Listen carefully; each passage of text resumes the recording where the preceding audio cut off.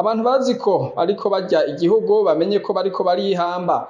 Vyashikirijwe n'umukuru w'igihugu c'u Burundi Evariste Ndayishimiye kuri wa gatatu igenekerezo rya 29 ndamukiza umwaka wa 2026 mu nyubakwa y'amanama Hotel de Ville mu gisagara ca Bujumbura, aho yari mu kiyago n'abajeje ibisata mu ntara no mu makomine agize iyo ntara ya Bujumbura hamwe n'abaserukira ubushikiranganji butandukanye muri iyo ntara. Rero abantu bazi ko ari kurya igihugu batigera bavuga bati tugikuze,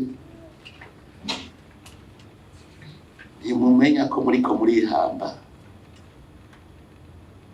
Hanga karorero kenshi wivye amahera mu kiga ca leta, ayo mahera yari kugura ambulance, hanyuma umuntu yari kuja kwivuba, ari kuja kuvura ambulance ikamutora n'ingoga mu minota 10 akabashitse, hanyuma agaca agenda ku nderuzo bagendesa agashika agaca apfira mu nzira. Ninde yamwishe? So yivye amahera ya ambulance. Mose rero nagomba tugira ikigo umwe wese amenye, umwe wese ico akora kugira bigende neza. Nimwe abamuvuze ko je ntajeje gukingira ubuzima bw'abene gihugu, ari mission d'hommagement iyo je ntazoja.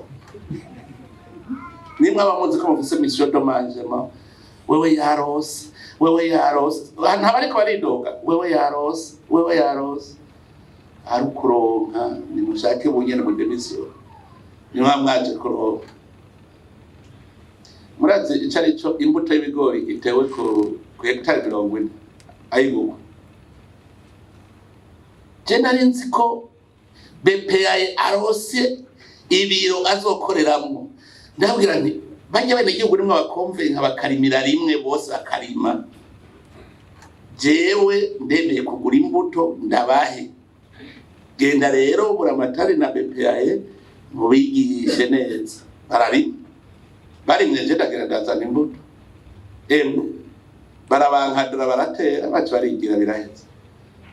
Habagaye nka 10 kwija ibigori murazi utabibagaye nka tukura ngomvuro hombaragize bace bigiye. Rero mu BPA umva nkombeje amahera nganiki, yahombeje abene gihugu amahera nganiki, mugaga caca guhembwa abene gihugu bamuhembe. Erega je amahera muhembwa na abene gihugu agaca tonda kubera gihugu amuhembe yaramuhombeje. Burya rero ngendo nigira ihinduke ataco werekanye tipa.